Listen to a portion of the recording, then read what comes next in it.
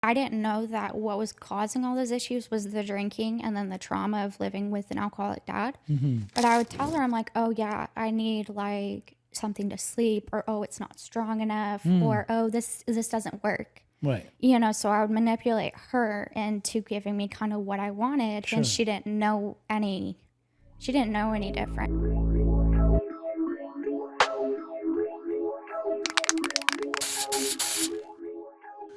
Welcome to PEJ'S Recovery Corner. This is a recovery podcast. Recovery from what? Recovery from addiction, from alcoholism, and from mental health. Before we get started, if you could please be so kind as to liking and subscribing to this channel and sharing it everywhere. If you're watching us on YouTube, we'd love it if you'd subscribe. It is to be found on PEJ Interventions. This is the Recovery Podcast, and welcome to the corner. My guest today is Maddie. Hey, Hi, how Maddie. are you? So do you like to be called Madison or Maddie? Either one's fine. Doesn't It just matter. depends. Yeah, Okay. it's fine. I'm very excited to have you on here. You just celebrated 2 years of sobriety. Yes, I celebrated 2 years on July 5th. Awesome. It was my second go around trying to get clean and sober from And everything. how old are you? I just turned 22 in June, so I got sober, I guess, about a month after I turned 20. Super young, super Yeah. young. This is a big deal.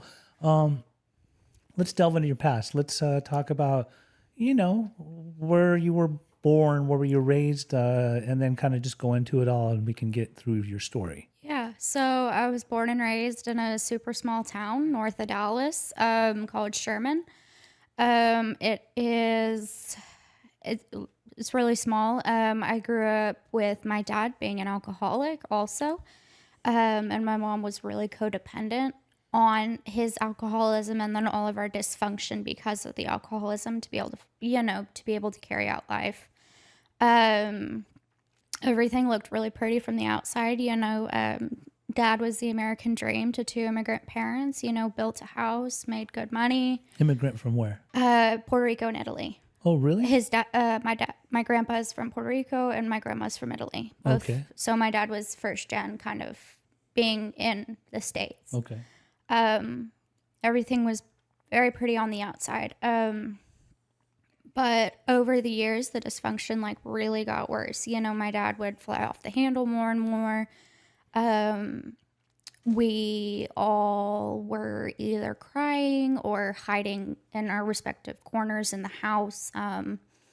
Things weren't really copacetic, wasn't really a good family environment to be brought up in, wasn't really shown what a healthy marriage looks like, what a healthy family dynamic looks like. Were there siblings? Yes, I had one sister. She's 4 years younger. Mm-hmm. She was kind of caught in the middle of all of it. For a while, she was really too young to understand what was actually going on. Mm-hmm. But as time went on, obviously my dad's disease progressed, and then my own disease began to manifest beyond just the behavior. I was 14, started smoking weed and drinking at a friend's house. They were all older. Mm-hmm. I think the girl... How much older? Oh, shoot. They were seniors, and I was a freshman. And I think the girl whose house it is actually works in the cannabis industry now. Okay. Out here in LA. But I started smoking and drinking, and I was like, okay, this is going to fix it. I feel normal. I don't have to think about what's going on at home. Mm-hmm. It helped me to have a false sense of everything being all right in the world. But obviously, as that progressed over the 4 years, my behavior got even worse. I was just as volatile, if not more, than my dad. Mm-hmm. You think you picked that up from him? Oh, I definitely did. It's like addiction and mental health and all of those issues run on that side of the family. Whole dad's side is either mentally ill or addicted, so I come by it honestly. And so were you ever diagnosed with any type of mental health too? So I actually, I was told I started going to therapy when I was 11. Oh, wow. My mom brought me to the therapist I see now, because from what I was told, they knew something bad had happened. They just didn't know what. Mm-hmm. They didn't have a real concrete explanation for why I was so anxious, why I was so depressed. Mm-hmm. At As an 11-year-old. As an 11-year-old, yeah. It's young. Mm-hmm. Yeah, that's when I started going, and nobody really knew. But looking back, it was growing up with an unhealthy family dynamic where I felt like I was walking on eggshells like every single day. Wow. And then you said you started using substances at what age? 14. At 14. And were you doing therapy during that time? Yes, I was. Was there ever times that you go to see the therapist and you were under the influence? Yes, actually. I think it was my junior year of high school or senior year. It was a friend's birthday. Her dad was also a raging alcoholic, but wouldn't let us drink in the house. He would only allow like psychedelics and like natural drugs, you know? Yeah. So got high, all of that. It was insane. I was awake all night and then woke up the next day to go to therapy, like driving out on the 2-lane highway. And I was like seeing the psychedelic, you know, like things were warping and colors. And I walked into her office and she was like, Madison? And I'm like, yeah. She knew? She knew, yeah. Because she's also in the recovery community. Oh, nice. Yeah. So she knew. She knew I came in jacked up. I mean, it's nice that she's in the recovery community, not nice that you were loaded. Yeah, I was very much still high off of psychedelics trying to have a therapy session the next day. Wow. Yeah. Okay. So then life went on throughout your teens. Yeah, life went on. I partied really hard and partied with people who also, you know, drank. Define partying hard. What were you using? I was drinking alcohol. I was a big whiskey and beer person. Okay, that sounds like some down south stuff. Yes, it was. I was a big whiskey and beer person. I smoked a lot of weed because at the time, I don't know if it was before or after, but sometime in that time, Oklahoma had legalized medicinal and recreational. Okay, but not Texas. Not Texas. Texas is still very much, you get caught with weed, it's an automatic felony. Yes. But at the time, Oklahoma had legalized it, so smoking a lot of weed because somebody knew somebody who farmed or worked in the industry. Sure. So that, and then I was really over-medicated for a long time and given a lot of like really serious sleeping pills. I was given like Xanax, Klonopin, Ambien, really heavy-duty muscle relaxers. I was given barbiturates for my headaches. So psychiatrists just prescribed you all this stuff because you would say, I can't sleep? Yes, I had trouble sleeping, and I was like, okay, I didn't know that what was causing all those issues was the drinking and then the trauma of living with an alcoholic dad. But I would tell her, I'm like, oh yeah, I need like something to sleep, or oh, it's not strong enough, or oh, this doesn't work. Right. You know, so I would manipulate her into giving me kind of what I wanted, and she didn't know any different because. Now, with using and all that stuff, were these medications even working? No, that's the thing. Like I said, I was over medicated with how badly I was drinking and getting high. I exhibited to a lot of people like a lot of symptoms of being bipolar, having borderline, you know, having all of these really serious mood disorders. You exhibited as in that's what they assumed you may have, but it wasn't. They weren't certain. No, they weren't certain, and they also they knew I was using, but they didn't know the severity of it. Because for a lot of people, and especially for me, like when you drink and get loaded like that, you can come across as being bipolar or having mood disorders because you're either up or down, or you're never quite like normal. So you act manic, crazy. Yeah, act manic or crazy or so depressed I can't get out of bed for like 2 weeks, you know? Okay. So then did you finish high school on time? I did. I finished high school on time. I graduated 2020, the year COVID broke out. So we went to spring break and never went back to school. You didn't, growing up, did you think you need to go back to school? Did you think you need to go to college eventually? Yeah. So college was always kind of like in my plans. It's always something I knew I was going to do. My dad really stressed the importance to me and my sister of having an education. Sure. Because he never even got his GED or high school diploma. So he was like, to get anywhere and to not have the same life I did, you need to be educated. So graduated high school with honors, top 20% of my class, got accepted to every college I applied to for pre-law. Okay. And then kind of right after I'd graduated and COVID kind of kept progressing, that's when everything kind of like exploded in my life. And so I had to drop out of college and go to rehab at 18. Okay. So And COVID hit when? Right then? 2020. And you were 18? Yes, I turned 18 Is that why you in didn't June. go to college? Because you were now Yeah. in the rehab bubble. Yeah, so I didn't go to college because of COVID. I had signed up for classes at this like big old party school in Texas. And then, COVID got worse or whatever. Yeah. And The whole world was locked down. the whole world was locked down, and me and my family couldn't justify spending like full price tuition on online classes and online sorority recruitment and, stuff like that. Yeah, but that wasn't the plan had the Yeah. world not shut down.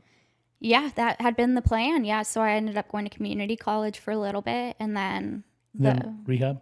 and then rehab. And rehab was because what was the substance or substances that you were struggling with at the time? Alcohol, weed, and then prescription pills. Prescription pills that were from doctors or that From were doctors. from the dark web? From doctors, psychiatrists.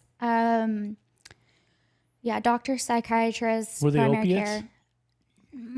Were they benzodiazepines? They were mainly benzos, and then old school barbiturates. Barbiturates? Yeah, they still, in some places, they still use those to treat migraines. Oh, So I was doing all of that. abusing them. Yes. Okay. So then you went to rehab Yes, I in did. Texas? I did. Yeah, everything kind of came to a head, and I was telling my family, I'm like, I can't do this anymore. I want to die. Yeah.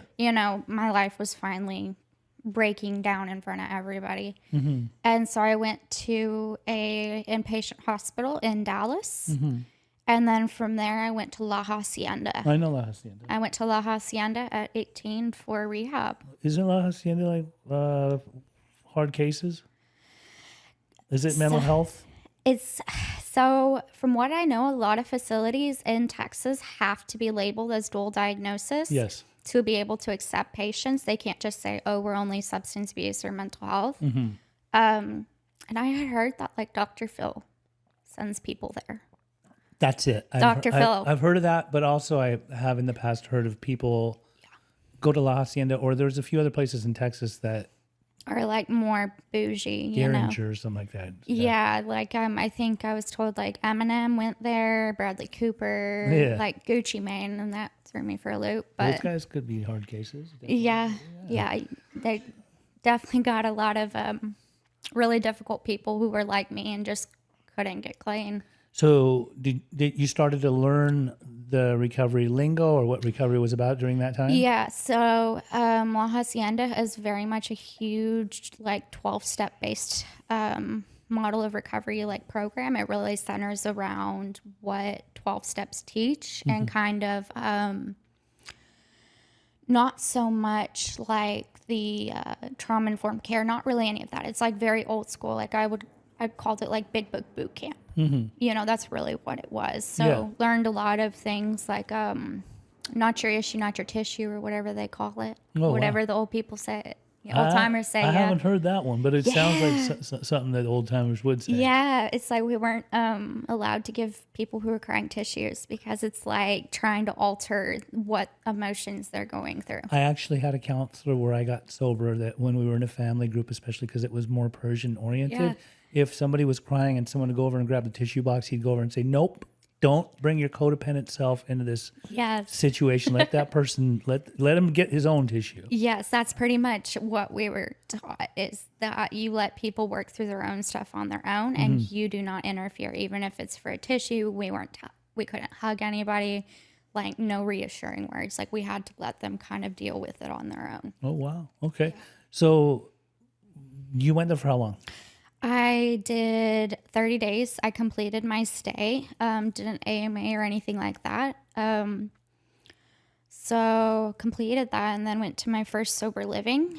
In Texas? In Texas. I went to Austin. I went through the women's house that was run by the Arbor, which is another like heavy hitter rehab program in Texas, in Central Texas. And how long did you stay there? Shoot, I think I was there for maybe 3 months. Did you do good? No. So I was always crying because I was like, okay, I have no privacy. I'm dealing with all these crazy girls. In sober living. In sober living. Yeah, I was like, I can't deal with this. This is not how I want it to be. I can't deal with this girl from DC calling me a bitch. I can't. this is not for me. So I was like, okay, I've done 3 months. I'm going to leave. My case manager was like, you really shouldn't do that, but I did it anyways and went to First Oxford House in Austin. Oxford House. What a difference. Big difference from a private pay sober living to an Oxford House. And for those that don't know, the Oxford Houses are nonprofit organizations with not much structure. Not much structure at all, and it's kind of... You just reside there. You kind of reside there, and you're kind of at the mercy of whoever's like the head of the house at the time. They're running it. Yeah. Yeah, it's not like a structured kind of environment at all. Okay. And you stayed at the Oxford House for how long? Nobody messed with you there? No, people would mess with me. Well, I would mess with them. Well, let me backtrack. So living with a bunch of girls, like everybody's very passive aggressive, and it's like they'll talk shit to somebody else in the house, but not to your face. Catty women. And so I would hear everything because I was the new person. They were like, oh, she doesn't know anything about these people. Mm-hmm. So I would hear everything, and it, then I would, of course, get involved in the drama because that's how I am. Sure.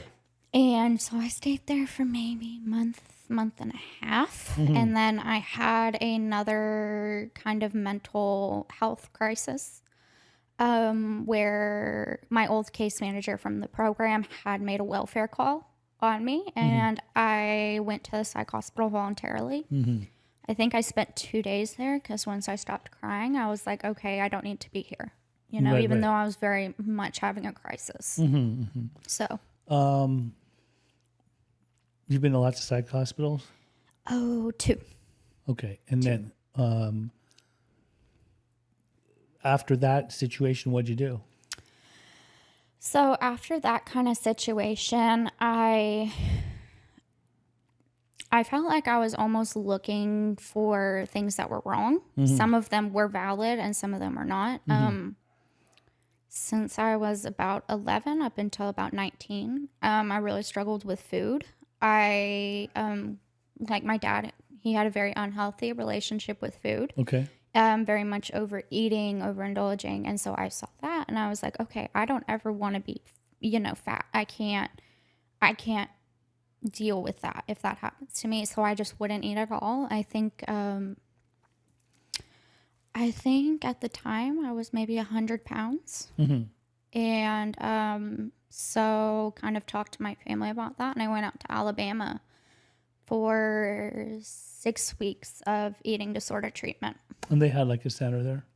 A what? A center for that there? Yes. Not really a center. Like it was in rural Alabama. Mm-hmm. So like out in the middle of nowhere, like in the woods, like on a pond. But it was like a program for women. They had it was all women, but they had a side for adult women, and then they had a side for like adolescent girls who were also struggling with food issues. So that's where I went for about 6 weeks. Okay. Yeah. And then after you were done doing that, did you end up going back home? Yes, I ended up flying back to Texas, and I don't really know how it came about, but I got into this woman's sober living. And so the reason you were going to these sober livings and all this other stuff, were you not allowed to go back to your parents' house? No, I was not allowed at all. I had done so much damage and had lost any kind of trust they might have had in me because of my addiction and because of all the things I was doing, but, they didn't know about or they didn't know the severity of. So my mom wouldn't give me money for a Red Bull. She wouldn't give me money she might give me money for a bus ticket, but that's kind of hit and miss. That's as far as it's going. But that's as far as it's going, because at the first place, the case manager I had told my mom, she was like, I didn't get sober until well into my 40s because my parents kept feeding me money and kept enabling me to go on these runs. So I was enabled so long that I didn't get sober until they got tired of the enabling. There's some people that I know need to watch this episode. Yeah. There's some parents I've been trying to work with for years. Okay, good. Good to hear. Good to know. Not good that you weren't getting well, but now this all makes sense. Now, you went to that one sober living. Did you stay sober very long after? I mean, I stayed sober for about 15 months in and out of sober living programs, but I wasn't really progressing emotionally or spiritually or anything. Like I was just physically sober, but I was still having the same behaviors and mannerisms and attitudes towards life and people. So 15 months, what brought you to California?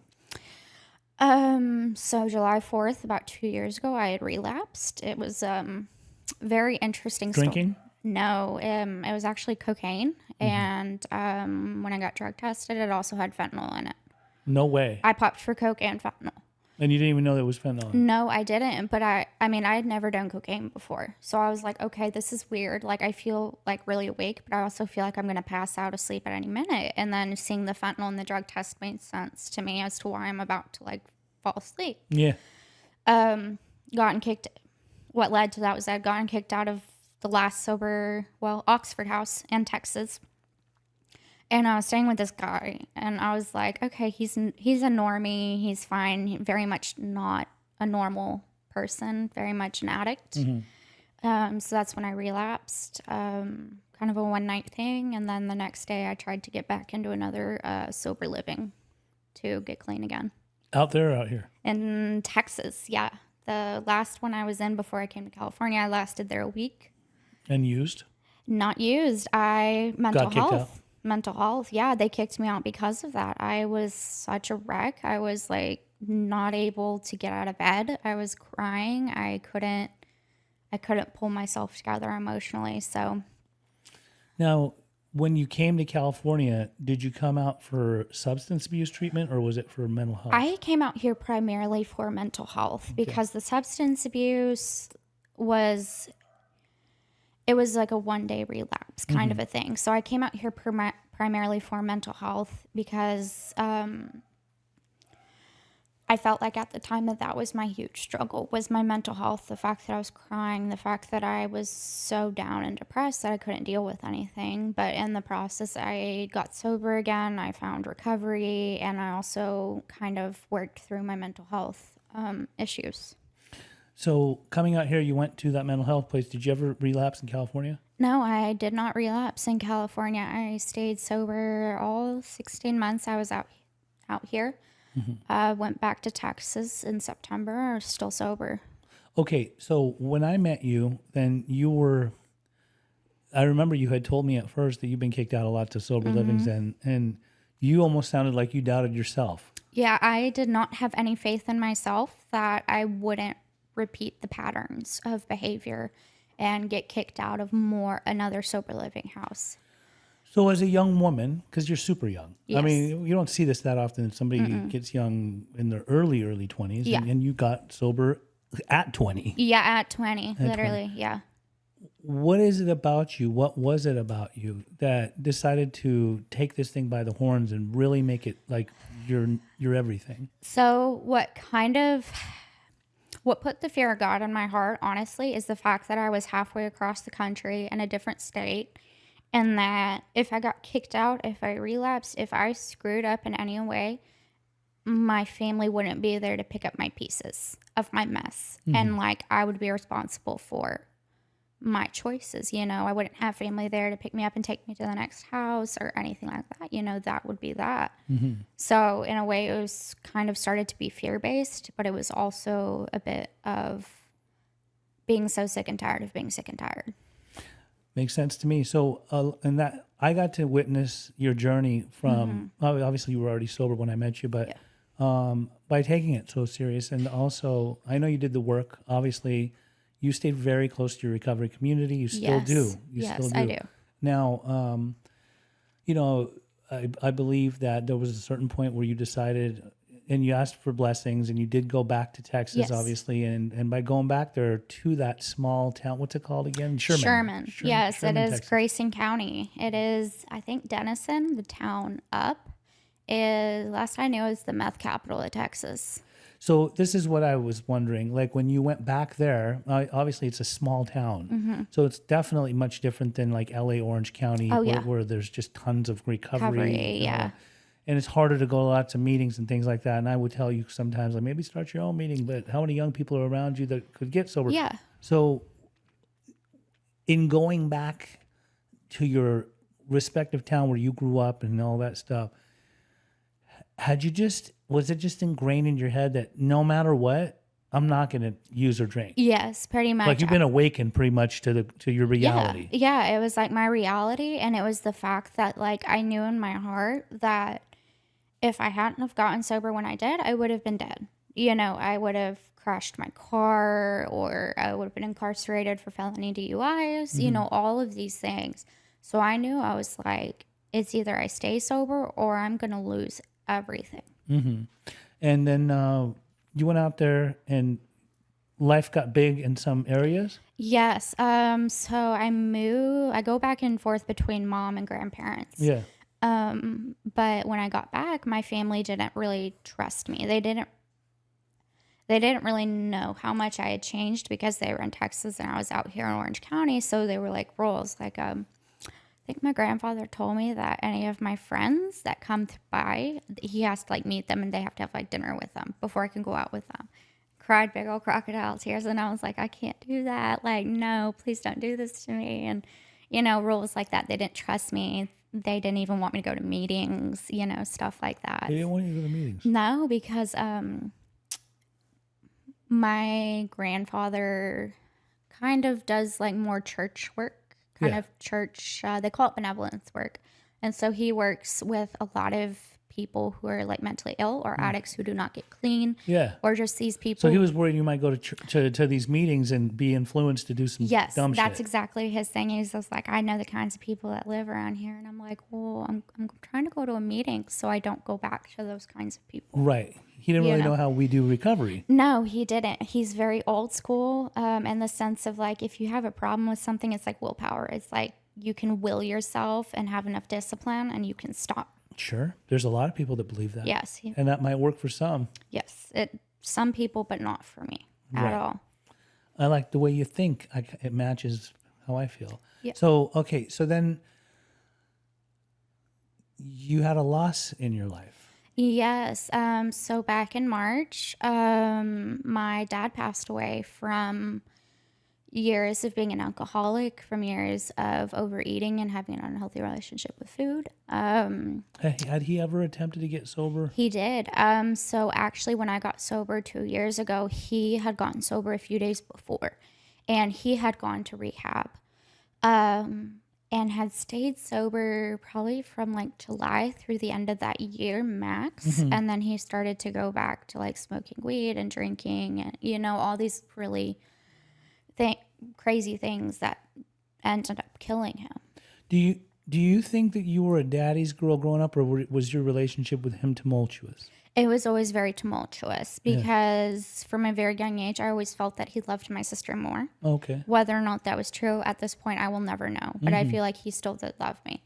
Had issues with that. Once I would get over crying, he would be screaming at me and I'd scream back at him like, what are you going to do? Because it was like I had a problem with the way he talked to my mom and talked to all of us the way, so it was very back and forth.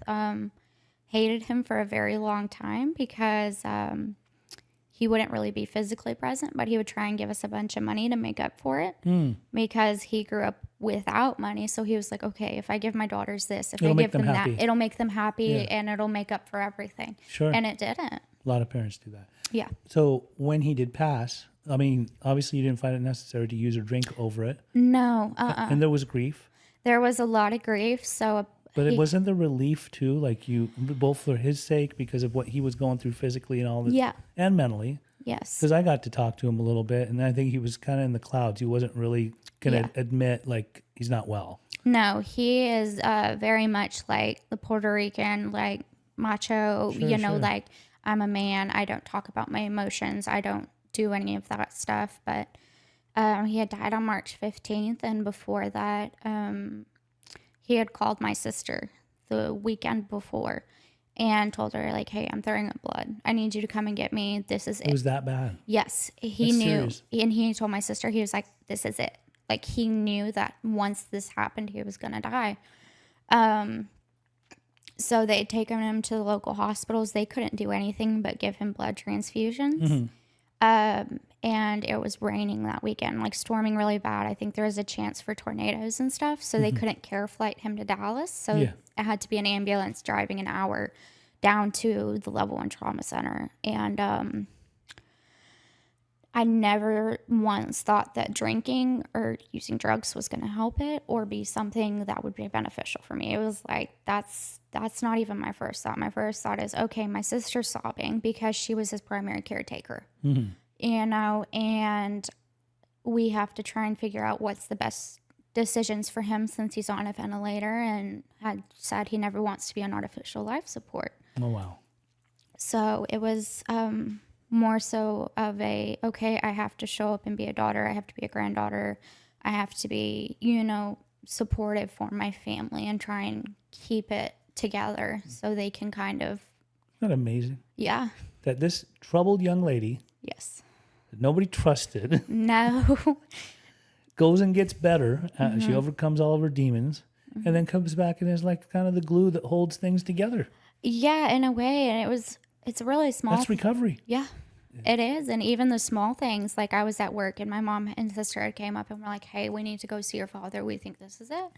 And it's like I had my big old little bag full of like snacks already and stuff. And my mom was like, oh, I'm tired. I'm like, here I go. Here's an energy drink. Gave some snacks to my sister and kind of, helped.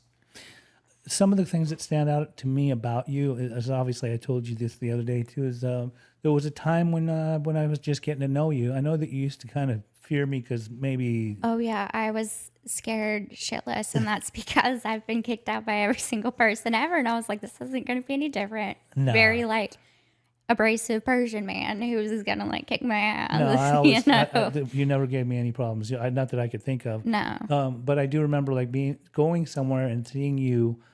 Leading a meeting, it was really nice to see. Like I was like, oh, she's so young, and like, to come at noon, and take the lead, and also you were like there was substance to what you were speaking to. Yes.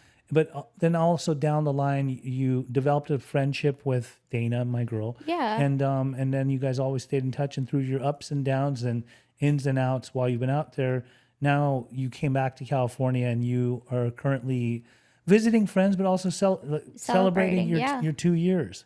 You just took 2 years just the other day. Yeah, I did. I took 2 years. It's crazy because a couple of the people who took chips too, actually both of them I got sober with them in a sense. Yeah, we took our chips all together last year, and then we took them together this year. So it was a really beautiful moment to know that there's other people, especially one of them's younger. He's about my age, and he's still sober. He's got, 3 years now? 3 years, and he's very serious about his recovery. He is, yeah. We always text each other, and I just told him, like, thank you for being you and for the amount of service work that you do for our community. He always helps out everybody, like a very gentle person. Such a gentle person. And, the cool thing about him is he comes back to the house and runs a meeting, and also, as you heard him the other night, does panels in places like Juvenile Hall or Phoenix House, places like that, which is remarkable. Yeah, it's a big need for people to do panels in like prisons and juvenile detention centers and all of that stuff, because for a lot of those people who are incarcerated due to drug and alcohol offenses, they're not really given resources to not reoffend. Right. They're not really given any tools to be like, okay, there's a different life out there, and these are the ways where I can not reoffend. Right. No, the second he said it, he made the announcement the other night. I was texting with somebody, and they said, can we do that? And I go, yeah, let's. Coincidentally, I actually got to go to the same juvenile detention facility that I was locked up in when I was 17, in the same unit. And I would tell my story in there to these youngsters and tell them, I used to wear those shirts, I used to wear those pants, I used to wear those shoes. Yeah. And see that cell over there? See that's where I was. That was where I was locked up. So it's always good to give back, and H&I is a friend of mine. And that's what really helped me out getting sober was panels. H&I also, oddly enough, working in the industry also really helped me. I remember you worked in the industry. Because for a lot of people, well, when I started, I was like, if you don't keep your program, it's going to break you. Mm-hmm. And for me, I found that by working in facilities that were 12-step based, it was an opportunity for me to keep my program together and to be an example for these people who are coming in off the streets or whatever, that, okay, if I'm young and I can do it, you can do it also. Mm-hmm. And that there's a way out, taking them to meetings, bringing in panels, taking them for fellowship, like all of these things to help them try and build the same community that I had when I got sober. I love it. I love it. So this is what I want to say. Obviously, a lot of people, a lot of youngsters will reach out to me, and sometimes, being a guy that's as old as I am, when I'm talking to them, sometimes they want tips. Well, sometimes they have questions. Sometimes they're experimenting and things like that. But a lot of times you can just tell they're majorly in fear. So as a person that's 22 years old, I would ask before we close it out, if you could put some kind of energy or positivity into the universe. Like, what would you say to people that are on the fence with using, people that are already using and struggling, that are possibly young, that might be able to get something out of what you have to offer? So life doesn't end because you get sober when you're young. It really just kind of begins, and you're able to really experience more of life in its entirety when you're sober young, and you save yourself a lot of heartache and grief. Awesome. Well, thank you for coming to PEJ'S Recovery Corner. This is PEJ'S Recovery Corner. We are a recovery podcast. Thank you for tuning in. Please, if you're on YouTube, subscribe, like it, share it. Let's get this message of hope. And thank you again, Maddie.